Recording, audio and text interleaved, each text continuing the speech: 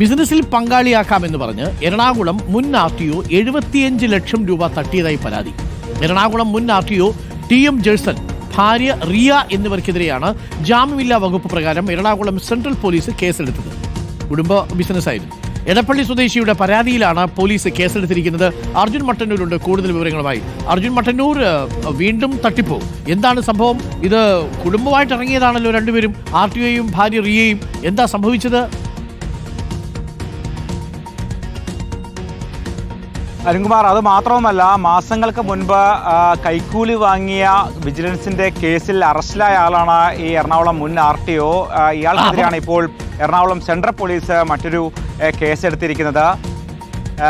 അതായത് നേരത്തെ ഒരു ബസ് റൂട്ട് മാറ്റുന്നതുമായി ബന്ധപ്പെട്ട്, അതിന് പെർമിറ്റ് നൽകുന്നതുമായി ബന്ധപ്പെട്ട് പണവും മദ്യവും കൈക്കൂലിയായി വാങ്ങിയ ജേഴ്സനെ വിജിലൻസ് അറസ്റ്റ് ചെയ്യുകയും പിന്നീട് റിമാൻഡിൽ പോവുകയും ചെയ്തിരുന്നു. ഇയാളെ മോട്ടോർ വാഹന വകുപ്പ് സസ്പെൻഡ് ചെയ്യുകയും ചെയ്തിരുന്നു.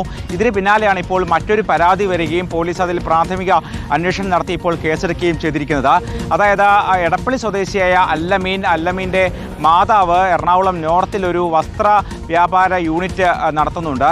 ഈ യൂണിറ്റിൽ സ്ഥിരമായി സ്റ്റിച്ചിങ്ങിനും മറ്റും വരുമായിരുന്നു ഈ ജേഴ്സനും ഭാര്യ റിയയും. അത്തരത്തിൽ സൗഹൃദം സ്ഥാപിക്കുന്നു. പിന്നീട് ഈ അല്ലമീനോടും മാതാവിനോടും പറയുന്നു, നമുക്ക് എറണാകുളം മാർക്കറ്റിൽ മറ്റൊരു സ്ഥാപനം ആരംഭിക്കാം, നമുക്ക് പാർട്ട്ണർഷിപ്പിൽ ഒരു സ്ഥാപനം ആരംഭിക്കാം, അതിൽ സ്ത്രീകളുടെ വസ്ത്രങ്ങളടക്കം വിൽക്കുന്ന ഒരു മൊത്ത വ്യാപാര സ്ഥാപനം ആരംഭിക്കാം, അതിനുവേണ്ടി മുതൽ മുടക്കണമെന്നാവശ്യപ്പെടുന്നു. അത്തരത്തിൽ 75 ലക്ഷം രൂപയുടെ തുണിത്തരങ്ങൾ ഈ അല്ലമീൻ്റെ മാതാവും അല്ലമീനും ചേർന്ന് ഇവർക്ക് നൽകുകയും ചെയ്യുന്നു. അത്തരത്തിൽ സ്ഥാപനം ആരംഭിക്കുന്നു. 2022 ജൂലൈ മുതൽ 2023 മെയ് മാസം വരെയുള്ള കാലയളവിലാണ് ഈ 75 ലക്ഷം രൂപയുടെ തുണിത്തരങ്ങൾ നൽകുന്നത്. പക്ഷേ പണമൊന്നും തന്നെ തിരിച്ചു നൽകുന്നില്ല. ഇത് ചോദിക്കുമ്പോൾ ഈ ഭാഗത്ത് തന്നെ കണ്ടുപോകരുത്, തന്നെ തട്ടിക്കളയും, പണി തരാൻ തനിക്കറിയാം, ഒരു യുവാവാണ് നീ എന്നൊക്കെ പറഞ്ഞ് ഭീഷണിപ്പെടുത്തുന്നു.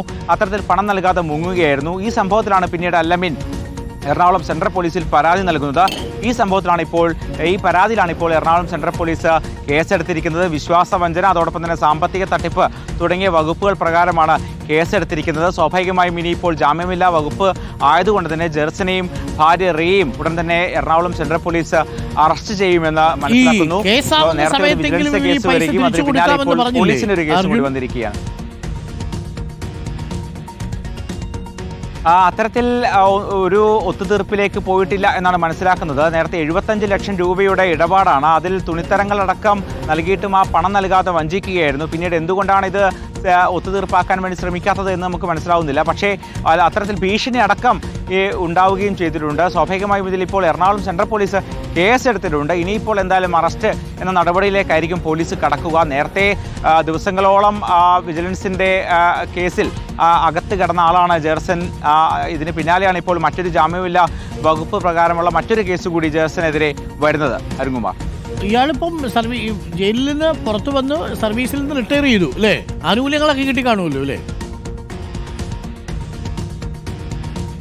അരുൺകുമാർ റിട്ടയർ ചെയ്തിട്ടില്ല. ഇയാളിപ്പോൾ സസ്പെൻഷനിലാണ്. നേരത്തെ 1-2 മാസം മുമ്പാണ് ഈ ജേഴ്സനെതിരെ വിജിലൻസിന്റെ മറ്റൊരു കേസുണ്ടായത്. അതിൽ അറസ്റ്റ് ചെയ്ത് ദിവസങ്ങളോളം ഇയാൾ ജയിലിൽ കിടന്നിരുന്നു. അതിനുശേഷം ഇയാളുടെ ജാമ്യാപേക്ഷയിൽ കോടതി ഇയാൾക്ക് ജാമ്യം നൽകുകയായിരുന്നു. ഇയാളിപ്പോൾ സസ്പെൻഷനിലാണ്.